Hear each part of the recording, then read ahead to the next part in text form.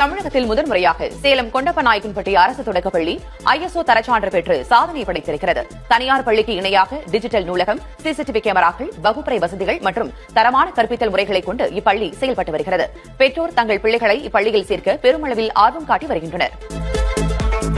எங்களுடைய பள்ளியில் பல்வேறு தொடர் முயற்சிகள் எங்களுடைய ஆசிரியர் பெருமக்களால் சிறந்த கற்பித்தல், சிறந்த கற்றல் திறனை வெளிக்கொண்டு வருதல் மற்றும் மாணவர் சேர்க்கையிலிருந்து அவர்களுடைய தனித்திறமைகளை கொண்டு வருதல், இது போன்ற நிகழ்வுகளோடு ஒரு அருமையான ஒரு டிஜிட்டல் நூலகம் எங்களுடைய பள்ளியில் இருக்கிறது.